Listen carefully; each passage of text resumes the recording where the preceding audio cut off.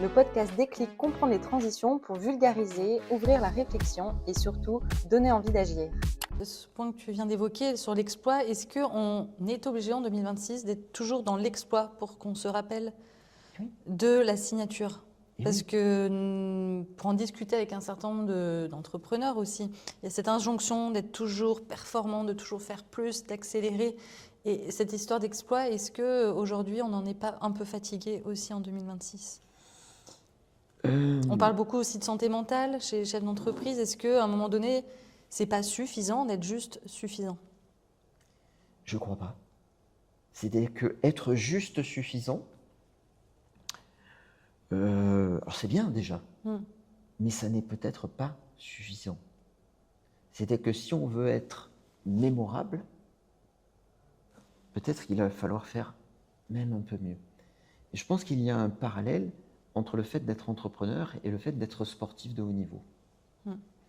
Et un des points communs entre le sportif de haut niveau et l'entrepreneur, c'est qu'il est entouré de concurrents.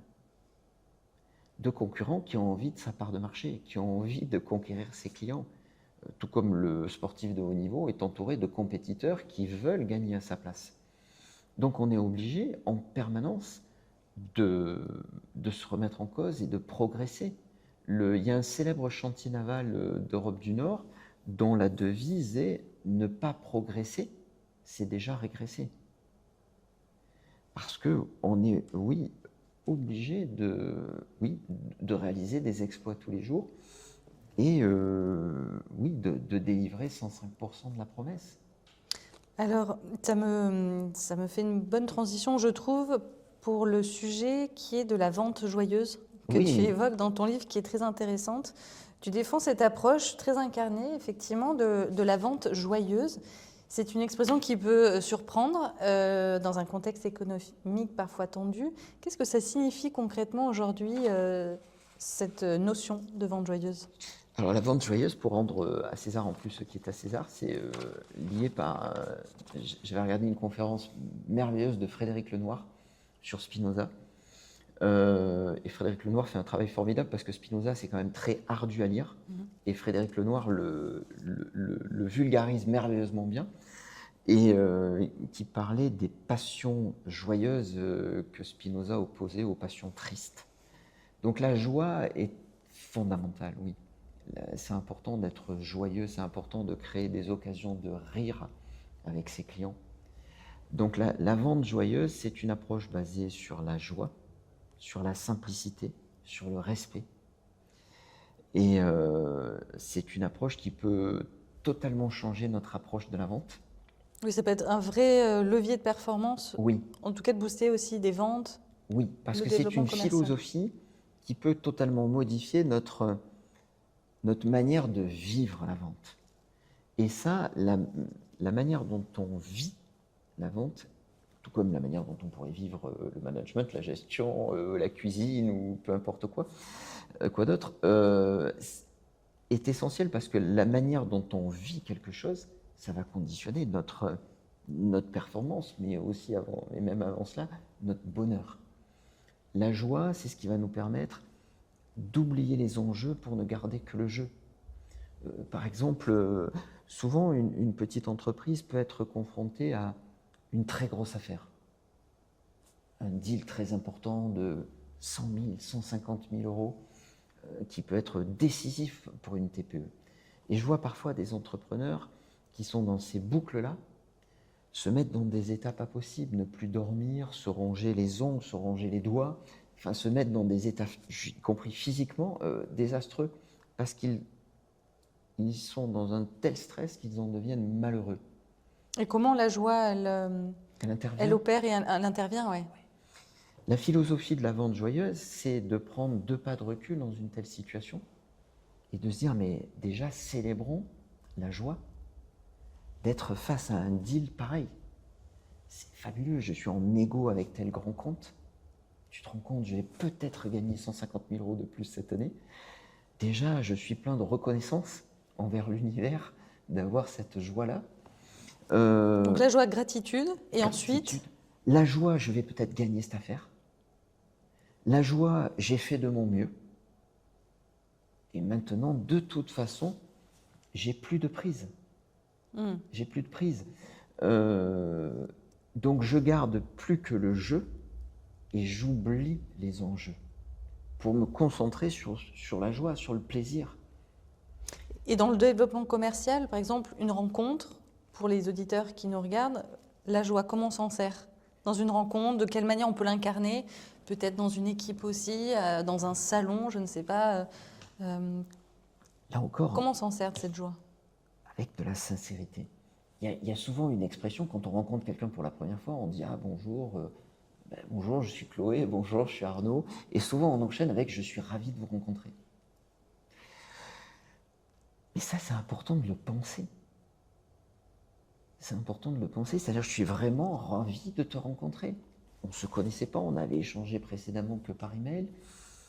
Mais oui, je suis vraiment ravi de rencontrer quelqu'un de nouveau, quelqu'un qui va m'apporter, qui va m'apprendre, à qui je vais pouvoir peut-être rendre service, que je vais peut-être pouvoir servir. C'est noble de servir. La plupart des entreprises de service, c'est même ce à quoi elles servent. Servir ses clients, c'est noble. Et de se réjouir, de dire, mais je vais peut-être pouvoir servir cette entreprise, pouvoir servir cette personne, pouvoir lui apporter. Mais c'est génial, je suis ravi de vous rencontrer. Et dans le discours ensuite pour vendre son produit ou son service, est-ce que la joie, là aussi, c'est un outil qui peut être Mais c'est un outil fabuleux. C'est un outil fabuleux, la joie. D'être fier, d'être joyeux, de présenter la dernière version de son logiciel. C'est merveilleux, ça. Mais c'est fabuleux, je vais avoir des yeux qui brillent en face de moi. Et puis, je suis heureux parce que c'est le résultat de 6 mois de boulot acharné de mon associé et de son équipe. Donc, je suis super heureux de présenter cette nouvelle version qu'on a pensée, qu'on a réfléchi, qu'on a sué, qu'on a transpiré. C'est merveilleux. Je suis heureux d'être là. Je suis heureux d'avoir la chance de présenter mon logiciel à un grand compte. Il y a une question clé que j'avais découverte dans une formation management il y a, je ne vais pas dire le nombre de décennies, il y a longtemps, et qui était de quoi me réjouir.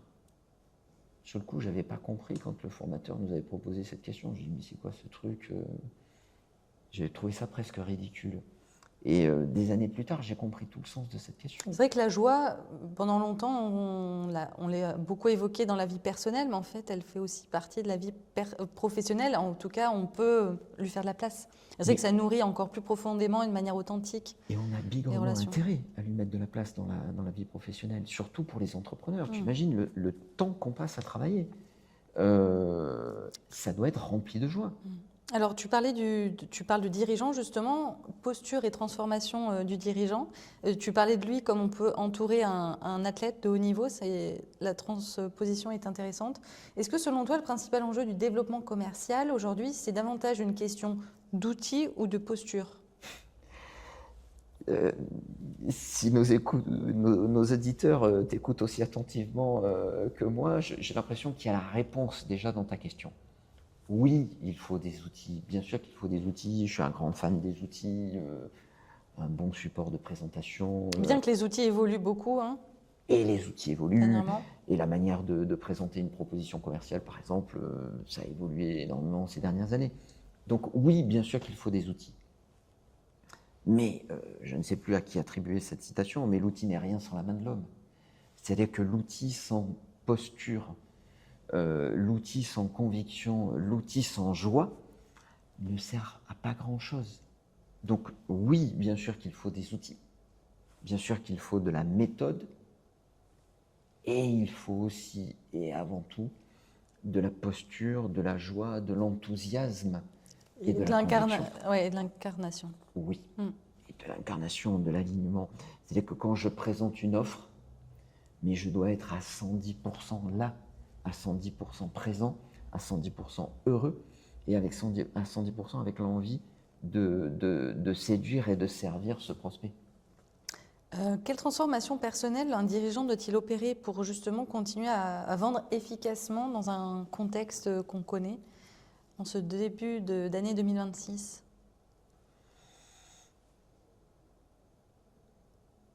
Je crois plus que jamais être heureux de vendre être aligné avec le fait que vendre, c'est bien. Parfois, dans notre culture judéo-chrétienne, et typiquement en France, on a un peu du mal avec vendre, vendeur, ça serait mal. Non, vendre, c'est bien, c'est créer de la richesse, c'est pouvoir, c'est aider des entreprises qui ne nous connaissaient pas, qu'on va pouvoir servir. Donc c'est le premier déclic, puisque c'est le nom de ce podcast, à opérer, c'est vendre, c'est bien. Et peut-être le deuxième déclic fondamental, c'est que vendre, ça ne se fait pas tout seul. Beaucoup d'entrepreneurs, notamment en démarrage, pensent que leurs produits ou leurs prestations sont tellement géniaux que ça va se faire tout seul, qu'il va y avoir le bouche à oreille et que petit à petit, paf, tout fonctionnera tout seul. Je ne crois pas. Je crois que la démarche commerciale, la prospection, la fidélisation, tout ça consomme du temps et de l'énergie tout le temps. Donc il faut toujours prévoir du temps, ça ne se fera jamais tout seul. Voilà, le deuxième déclic, c'est qu'il faut y passer du temps. Alors la question, je ne l'avais pas préparée, mais tu parles de fidélisation, je trouve que c'est quand même une notion importante. Comment aujourd'hui on fidélise ? C'est un enjeu qui est important. Est-ce que c'est un enjeu crucial pour les entreprises ? Trop souvent négligé. Là encore, on pense que ça se fait tout seul. Alors peut-être ça rejoint ce que tu disais précédemment, d'être dans l'exploit et de se rendre... oui, tu parlais d'exploit et c'est en créant un exploit peut-être qu'on fidélise aussi plus ? Mais oui, il y a un premier basique, c'est déjà faire ce qu'on avait promis. Faire 100% du contrat, le faire bien. Et qu'on soit prestataire d'infogérance ou une pizzeria, peu importe, il faut que la prestation d'infogérance ou la pizza soit parfaite. Parfaite dans le sens, elle correspond à la promesse et aux attentes du client. Et ensuite, est-ce qu'on a délivré ce 105% de plus? Mais également, est-ce qu'on entretient la relation?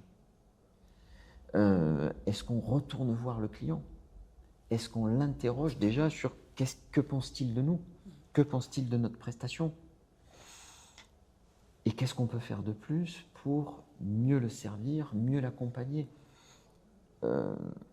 J'ai passé quelques années dans une entreprise où dans tous les murs étaient placardés « Les clients n'appartiennent à personne, sauf à ceux qui savent les séduire, les satisfaire et les suivre ». Oui, c'est fondamental de consacrer, d'investir du temps à la fidélisation, à retourner voir ses clients, à les interroger et à leur demander vraiment ce qu'ils pensent de nous. Il y a un mot qui revient beaucoup dans ton propos depuis le début de l'épisode, c'est séduire, séduction. Est-ce que ça va de pair avec la fidélisation? Oui, c'est-à-dire qu'on pourrait faire le parallèle avec un couple. Regarde un couple qui se rencontre pour la première fois et qui va dîner au restaurant. Les deux sont beaux comme tout. Ils ont mis leurs plus beaux atours. Ils sont dans des tenues qu'ils souhaitent sexy, qu'ils les met en valeur, parce qu'ils veulent plaire. Regarde ce même couple 10 ans plus tard. Ils sont plus au restaurant, ils sont dans leur canapé, et regarde leur tenue. De mon point de vue, il y a un risque là. C'est important, je pense, pour entretenir par exemple un couple, qu'il y ait toujours cette volonté de séduire l'autre, qu'il y ait toujours cette volonté de l'écouter, qu'il y ait toujours cette volonté de le surprendre. Et là, on peut entretenir et durer. Je pense que oui, c'est important dans la relation commerciale qu'il y ait toujours cette volonté de séduire les clients. Il y a une expression qui est terrible, c'est de parler des clients acquis. Mais les clients ne sont jamais acquis. Même les clients historiques qui sont là depuis 10, 15 ans? Surtout les clients historiques. Surtout les clients historiques. Un client n'est jamais acquis. Au contraire, celui-là qui est depuis 15 ans. Pour donner un exemple très très concret, dans d'autres vies, j'ai managé des équipes commerciales. Il y a une question que j'adorais poser à mes commerciaux. C'était, tiens, tu peux me montrer la dernière fiche de découverte que tu as réalisée du client? Tu sais, Chloé, ton client historique que tu as depuis 15 ans. Et là, j'avais systématiquement la même réponse. On me disait, oh, mais tu es con. Je dis, pourquoi suis-je con? Parce que c'est un vieux client. On le connaît depuis 15 ans. Ah. Et donc, depuis 15 ans, les besoins de cette entreprise n'ont absolument pas évolué. Cette entreprise n'a absolument pas évolué depuis 15 ans. Elle a été cryogénisée. Bien sûr que non. Ce client historique, depuis 15 ans, ses besoins n'ont fait que évoluer. Il est donc urgent de retourner voir ce client historique et de lui demander, cher client historique qui est avec nous depuis 15 ans, comment vos besoins ont-ils évolué? De quoi avez-vous besoin? Et qu'est-ce que nous devons faire pour vous pour continuer de vous servir pendant les 15 prochaines années? Alors peut-être certains utiliseront le mot séduction, séduire, peut-être d'autres utiliseront plus le terme prendre soin aussi du lien des relations. Prendre soin est un très bon terme. Alors la projection, ça on aime bien aussi sur Déclic de se projeter un petit peu. Si on se projette, alors peut-être la période s'accélère tellement qu'à 5 ans ça n'aurait pas de sens de te poser cette question, et peut-être à 1 ou 2 ans. Comment tu imagines la relation commerciale idéale? Spontanément, avec de plus en plus d'adeptes de la vente joyeuse, ça serait formidable. Une vente de plus en plus sincère, de plus en plus respectueuse, de plus en plus d'égal à égal. J'aimerais que dans 5 ans, on ne dise plus jamais, un patron de PME ne dise plus jamais « Ah, je suis allé négocier avec la centrale de telle grande enseigne, de telle enseigne de la grande distribution, et j'ai passé 3 heures à attendre dans un siège, dans un bocal infâme, et on m'a fait poireauter pendant 3 heures. » Oui, parce que j'allais venir après les pratiques qui te semblent dépassées, voire contre-productives, ça en est une. Toutes ces pratiques irrespectueuses, qui sont basées sur le rapport de force, qui sont basées sur finalement une forme de violence, qui sont souvent le fait de certaines grandes entreprises dont les intervenants usent et abusent du rapport de force. Oui, dans les petites structures ou plus grosses, d'ailleurs, mais oui. C'est détestable, c'est déplorable. Donc, oui, si j'avais un rêve à faire, ça serait une vente respectueuse, où on traite d'égal à égal, où on a des relations simples, cordiales, directes. Oui, ça serait formidable. Et je pense que les auditeurs de Déclic y seront sensibles. Pour terminer notre échange, Arnaud, si tu avais un seul déclic à provoquer chez un dirigeant qui nous écoute, ça serait lequel? La vente, c'est simple. Voilà, arrêtons de vouloir complexifier les choses à outrance. La vente, c'est simple, c'est un échange librement consenti. Si nous avons appris à échanger des billes dans les cours de récréation quand nous étions petits, nous avons appris à vendre. Donc la vente, c'est simple. Et ça peut être source de joie et même de fou rire. D'oser. Oui, oui. Merci beaucoup Arnaud pour ce partage. Et je vous rappelle le titre du livre d'Arnaud Ciel, Réussir votre développement commercial, c'est la 5e édition. Oui. 7 clés pour trouver et fidéliser vos clients. Merci beaucoup et à bientôt sur Déclic. Merci.